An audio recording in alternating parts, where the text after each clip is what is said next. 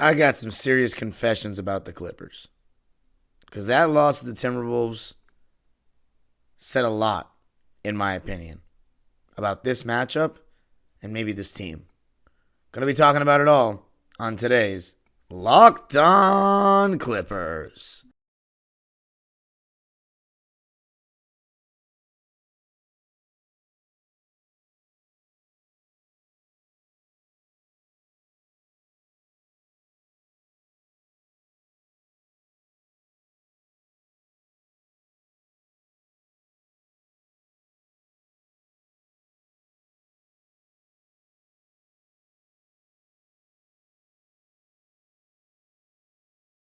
Yes, sir. You are locking in with the Clips. Thank you for making Locked On Clippers the first listen of your day. Your team every day. I'm your host, Darian Vaziri, born and raised in LA and in my 19th season as a Clipper fan. You can also follow me on Twitter and Instagram at DimeDropperPod. And subscribe to my own YouTube channel, Dime Dropper, for even more LA Clipper and LA sports content. Went live directly after the game to give my raw reaction. And Locked On Clippers is free and available wherever you get your podcasts, including YouTube. Please let me know what you think of the stuff I'm about to say in this episode. Tell me whatever you want. Spew it out, Clipper Nation. This is a safe place because, man, that was the first game this season where I legitimately felt helpless. And this episode is brought to you by PrizePicks. PrizePicks is the best daily fantasy sports platform in North America. All you got to do is go to prizepicks.com/LockedOnNBA and use code LockedOnNBA for a first deposit match up to $100. A couple things I want to talk about in this episode. The reason why the Wolves beat us, the reality of this matchup in our team, and revisiting a potential front office blunder. This game, I truly felt helpless. The Timberwolves have played us now twice. One at home, one on the road. I didn't go to this game. It was the 8th game I've missed this season, and it was the first loss in a game that I didn't attend. They just looked like the better team.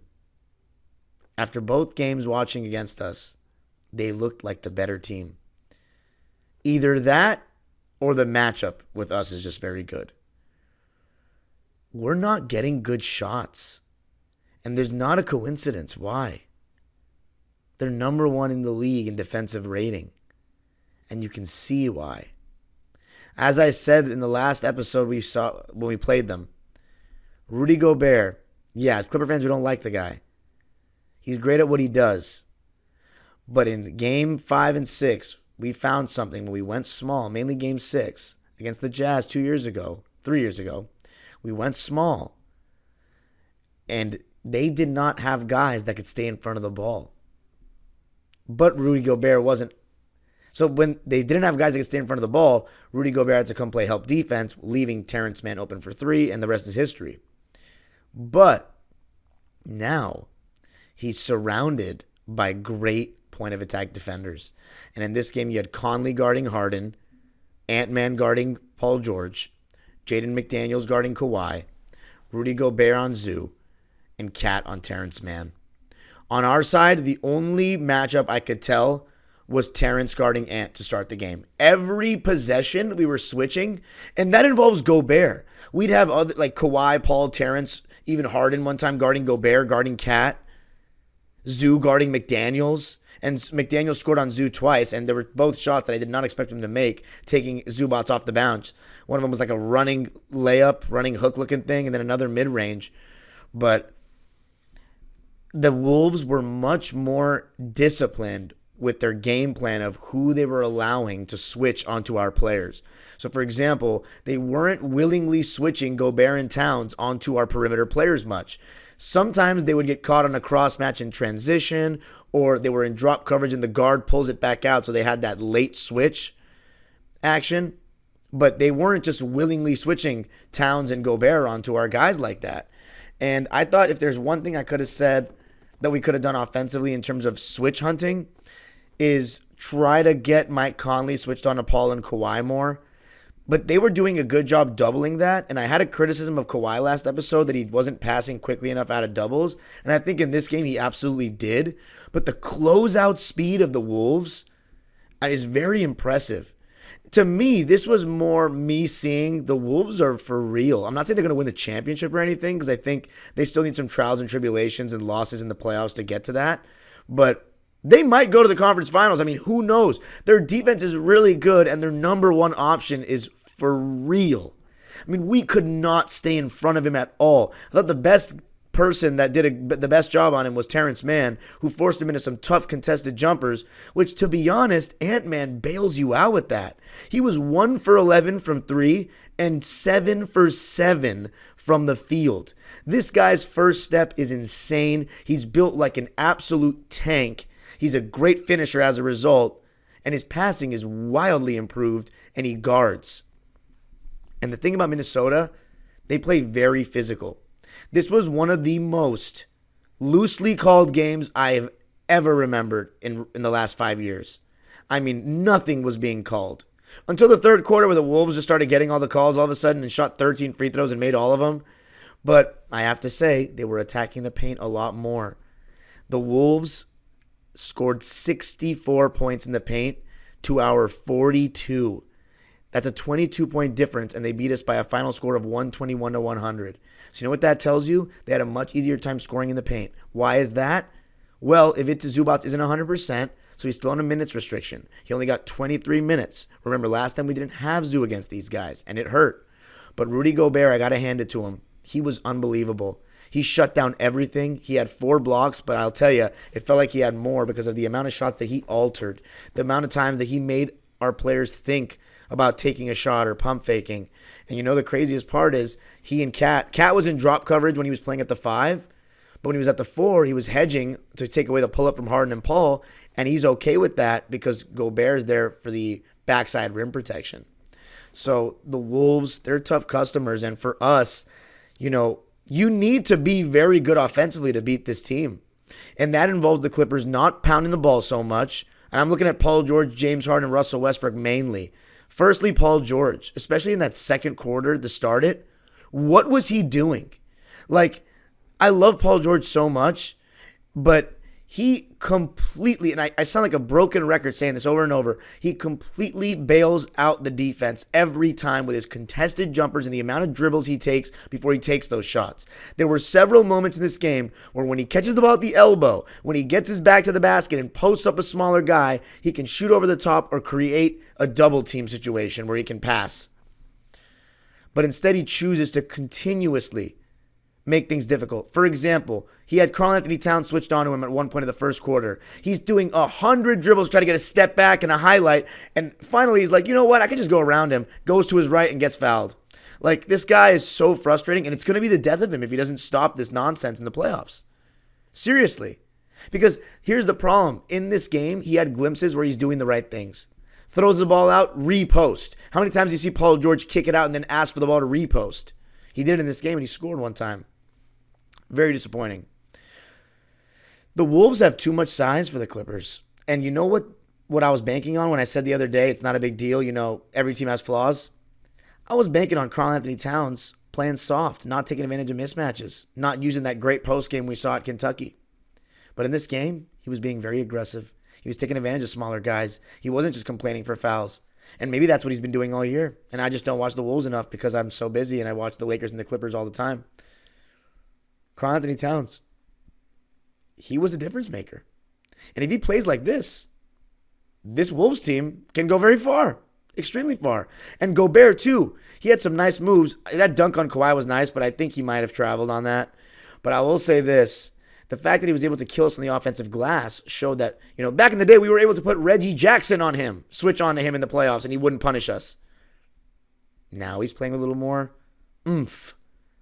And if Karl-Anthony Towns is killing us down low, Naz Reid is destroying us when he's in the game. And mind you, when they went with Gobert out, they were playing Cat and Naz Reid. So think about this size compared to what we've got. And we went small more in this game than ever. Mason Plumlee only played 9 minutes in the whole game, and he only played in the first half. And then Daniel Tice played 5 minutes, came in towards the end of this third quarter with 2:38 left in the quarter, and it wasn't pretty. You know, and it was already not going pretty with the small ball. And I'll tell you a big flaw with the small ball was having Russ out there. So the moral of the story, the Wolves had way too much size. We couldn't stop them one-on-one. Both teams are switching a ton, and you know what switching does? It forces teams to go one-on-one and mismatch hunt. Where are the mismatches for us? There are not that many of them because they don't have that many bad defenders in their rotation. We have more than them. James Harden's defense was good in the passing lanes, but one-on-one against face-up guys, he was terrible. Not because he wasn't trying. He's just not that good at guarding guys one-on-one, facing up. He's a good post defender, and he has great hands. Russell Westbrook, I don't think he was that good defensively in this game. I didn't notice much at all. He tried to guard Gobert. He got 1 or 2 steals in the second half, but in the first half, there were times where he was detached on the point of attack. And when he misses those layups, and by the way, there was a crucial stretch in this game towards the end of the third where he was missing a bunch of chippies. He was out of control. He was 1 for 5 in the third. And when he misses those, a lot of times he's lazy to get back, and we get scored on. So, just very, very tough. And, you know, one thing that the Wolves do is because of Gobert's ability and their point of attack defenders, they play the pick and rolls 2v2, which means that they don't rotate.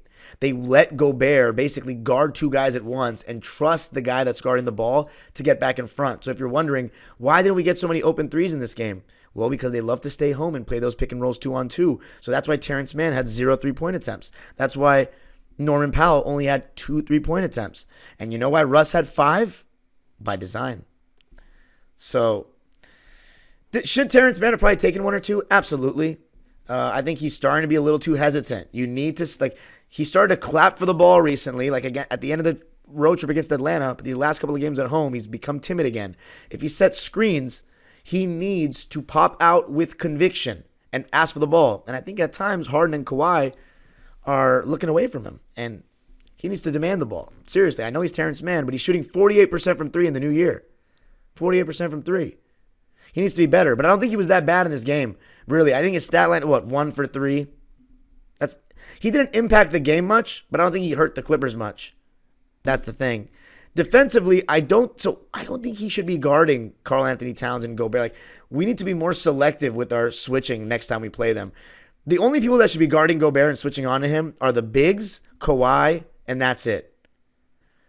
As far as Cat, I wouldn't put Terrence Mann on him or switch on him. Or, you know what? I'll go with Westbrook, Harden. Even that's a little iffy. But Westbrook, Harden, not even Coffee either. Westbrook, Harden, the bigs, Kawhi, or Paul. That's it against Cat. And against Ant, Terrence, Amir, Russ, Kawhi, and Paul. That's it. No Harden, no Norm. And against Naz Reid, we're going to have to do something similar. So you think about this, it's complicated. But coming up, going to talk about the reality of this matchup and our team. I got to tell you a little something about Prize Picks. Prize Picks is the best daily fantasy sports platform in North America. And here's how it works. All you got to do is pick more than or less than on 2 to 6 player stat projections and watch the winnings roll in. It's demon time on Prize Picks. You can now win up to 100 times your money with as little as 4 correct picks. You can turn $10 into $1,000. Demons and goblins are the newest and most exciting way to play at Prize Picks. Squares marked with red demons and green goblins get different payouts. You can now win up to 100 times your money with as little as 4 correct picks. Prize Picks is my favorite fantasy app I've used. All you got to do is go to prizepicks.com/LockedOnNBA and use code LockedOnNBA for a first deposit match up to $100. That's prizepicks.com/LockedOnNBA and use code LockedOnNBA for a first deposit match up to $100. Prize Picks. Pick more, pick less. It's that easy. Locked On has launched the first ever national sports 24/7 streaming channel on YouTube, and now you can also find it on Amazon Fire TV. Locked On Sports Today is here for you 24/7, covering the top sports stories of the day with the local experts of Locked On, plus our national shows covering every league. Find the Locked On Sports Today channel now on Amazon Fire TV. Clipper Nation, my God. I don't mean to be all doom and gloom. I'm not saying the Clippers can't win the championship. I'm not even saying they can't get the 1 seed. But this was a great opportunity to take sole possession of the 1 seed, and Minnesota just put us a step backwards with a statement victory. 121-100. I mean, this guy, Anthony Edwards, in addition with him not being able to be contained in the third quarter, this guy banked in a 3 intentionally in an NBA game. I've never seen that before in my life. That was ridiculous. You should be a little embarrassed. And that's my thing. People might think it's effort.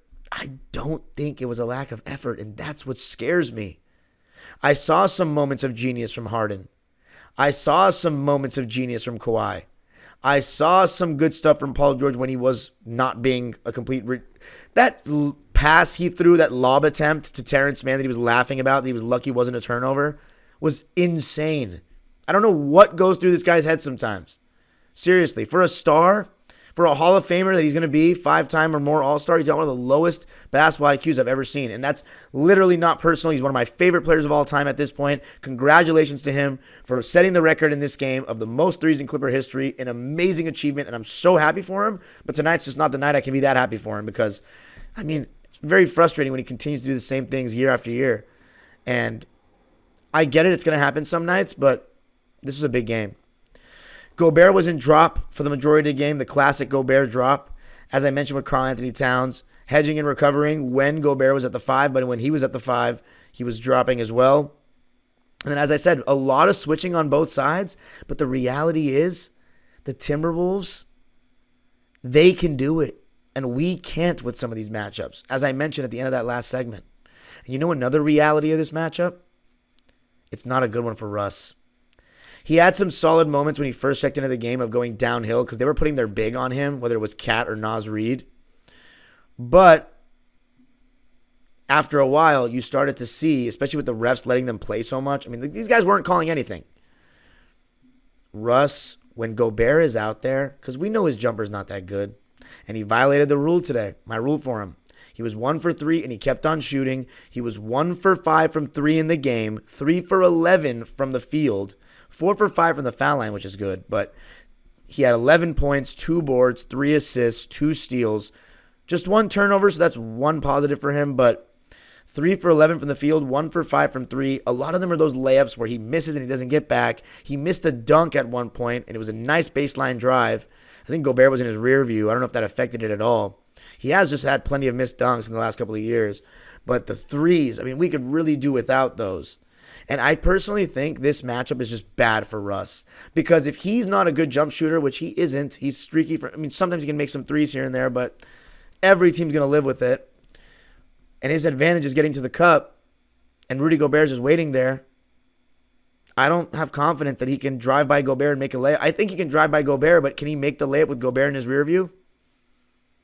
Gobert's already sagging off on him. And if you put somebody else on him and Gobert's just in help with Zoo out there, I just don't think it's a matchup for Russ. And when we go small, which we did so much in this game to try to combat it, surprisingly, so we didn't try to match them with size. We went small against them, which has worked for us in the last couple of games. But the problem was they were abusing us down low, which is why teams didn't go small in the history of basketball, because they thought they would get abused down low. But they just didn't have the three-point shooting of today's game, right? But when you have Russ in there, and Gobert is sagging off of him, daring you to give him the ball, then it's cooked.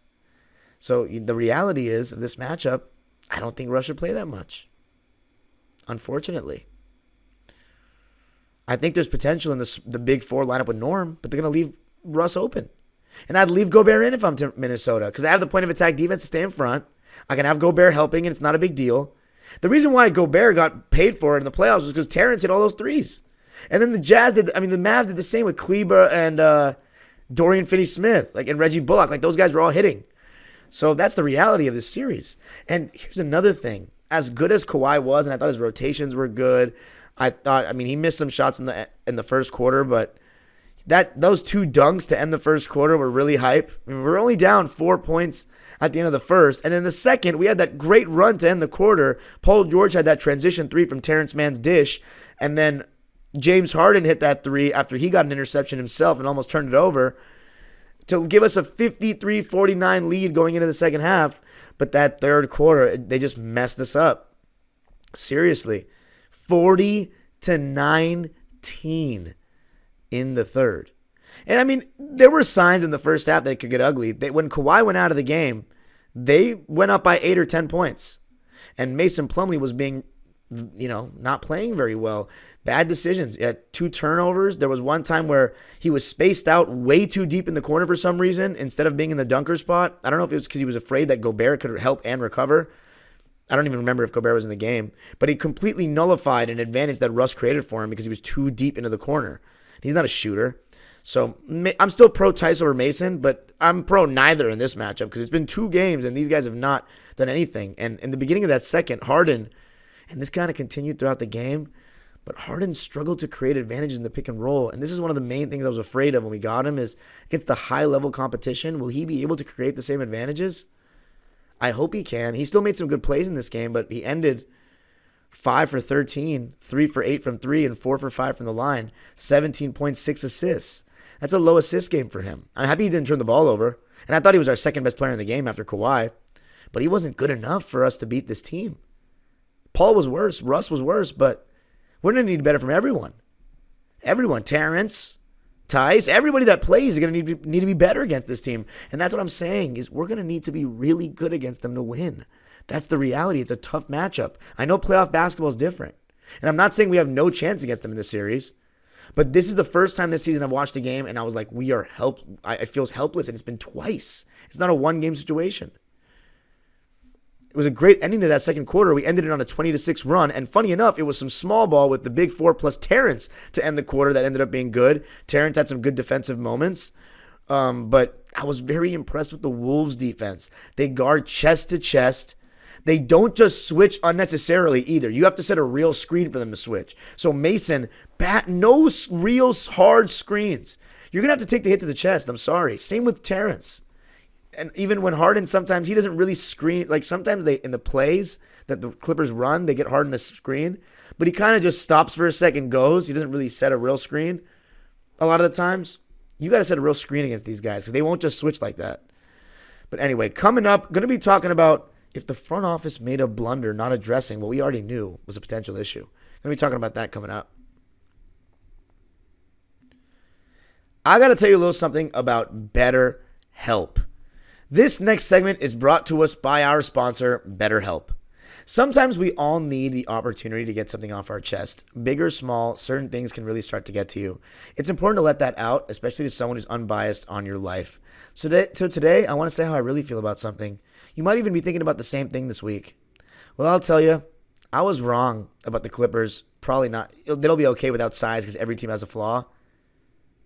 They're going to need something. And I'm going to talk about that in the next segment. Therapy can be different for everyone. Most of us has bigger problems than worrying about how much size their favorite basketball team is going to have. And it's important to get things off your chest every once in a while. If you're thinking of starting therapy, give BetterHelp a try. It's entirely online, designed to be flexible and suited to your schedule. Visit BetterHelp.com/LockedOnNBA to get 10% off your first month. That's BetterHelp, HELP.com/LockedOnNBA. All right, Clippers losing this one 121-100. We'll run some stats by you real quick. Wolves outscoring the Clippers 40-19 in the third and 32-28 in the fourth. So they outscored us 72-47 in the second half, which is terrible. We shot 40.5%. Big credit to the Wolves defense. Every shot felt contested. We need the best out of our offensive players to beat them. And Kawhi didn't even play the entire fourth quarter. He had 18 points in the game on 8 for 17 shooting and 1 for 3 from deep. Again, Kawhi not getting many open threes. 4 rebounds, 1 assist, 1 steal, 3 turnovers. So I thought Kawhi was pretty good, but in the fourth quarter, he didn't play. And this goes back to what I've been saying since last year. I would prefer if Kawhi played the whole fourth instead of the whole third. We've agreed on these 9 guys playing, right? We have the 9-man rotation. Of course, Plumlee, Tice, there's still a debate on that. But Amir, Russ, Norman, the starters are all going to play. We've been playing with the minutes. We can play with them some more.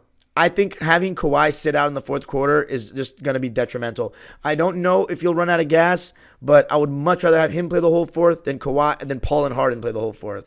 If Harden plays the whole fourth, fine. But if I have to choose between Kawhi or Paul, I want Kawhi playing the whole fourth quarter because I need him to get into a rhythm. I want him taking over the game, not he's coming in with 5 minutes left after Paul George and Harden have gotten going because they started the quarter out, and now Kawhi's only getting 3 shots in the quarter, and he's our best player. So, nah. So he didn't play the fourth because Ty Lue was trying to see if those guys could come back, and they couldn't. And he tried, he went to no Tice, no Plumlee. But as I said, the small ball lineups without Russ against the Wolves, I don't think they're going to work. I'm sorry, with Russ aren't going to work. So what do? I say Harden, Paul, Kawhi, Amir, Terrence. That's the best bet. Norman Harden against a team like this, if Ant-Man hunts them in the pick and roll, there's no way they can stay in front of him. Paul George couldn't even stay in front of him. And they don't go at Kawhi because they know he's a good defender, so no team puts him in the action. I have to say, they were well coached, Minnesota. I don't know what they say about Finch over there. They're well coached. They have great defensive personnel with Kyle Anderson coming off the bench with his long arms. Nickeil Alexander-Walker, very good defender. 15 points, 5 assists for Nickeil Alexander-Walker, 2 steals on 6 for 9 shooting and 3 for 3 from deep. Ant-Man had 23 points, 7 rebounds, and 8 assists on 8 for 18 shooting. Karl-Anthony Towns had 24 on 8 for 12 shooting. And then Gobert had 17 and 10 to go along with 4 blocks on 6 for 10 shooting. And Jaden McDaniels had 11 points on 5 for 8 shooting. He was attacking closeouts and creating off the bounce. I couldn't believe that. Is that normal? Because if it is, this team is serious. Naz Reid had 11 as well. So a bunch of guys in double figures. 6 players. Clippers at 5. But, yeah, Kawhi finished with 18. Didn't play the fourth. Paul George played 30 minutes, 18 points on 5 for 16 shooting and 2 for 8 from 3. 18, 6, and 3. That's 6 rebounds, 3 assists for Paul. No turnovers, though, but 5 for 16 from the field and 2 for 8 from 3. Half his shots are threes. Not a good performance. Terrence Mann, 2 points on 1 for 3 shooting. His bucket was towards the end of that second quarter when he drove and had that nice take. But overall, they stayed home, so he didn't get much opportunity. Amir Coffey played 26 minutes. He had 10 points on 4 for 5 shooting and 1 for 1 from 3. He was actually okay. But, man, tough. And then Norm Powell. I haven't even mentioned him.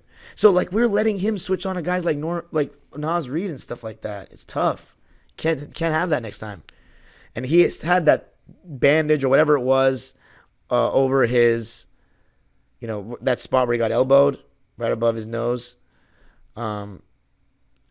And I don't know. I don't know if that bothered him, but he looked like he struggled. They really shut him down. Didn't give him open shots. 2 for 7 from the field for Norm. 6 points in 16 and a half minutes. So not much burn for him. Clippers lose at 121-100, and it makes me wonder. I said the other day, no team has no holes. And for the Wolves, it's that, can Karl-Anthony Towns be like this every game? Can he truly be that second star to the Ant-Man? Is Ant-Man ready this year to take his team all the way to the chip and win? I think he'll be ready at some point of his career. But he's very young still. He's younger than me. Crazy to believe. But the Clippers, I struggle to have faith in the 2 of the 3 stars that start, Harden, Paul, and Kawhi, 2 of those stars to have good games 4 times in a 7-game series against them. They have such good personnel to guard us. McDaniels does a good job on Kawhi. Even some of the shots that Kawhi was making over Kyle Anderson, Kyle was right there. And they have good guys to guard Paul too, and Harden. Conley's doing, how is he so good at defense though, Mike Conley? I don't get it. And then Gobert's sitting there. It's a really good defensive team. And Paul George, Kawhi, and Harden, we know the flaw. They're older and they don't get to the rim the same. And Paul George is the one that can get to the rim the best probably. And he is lazy sometimes.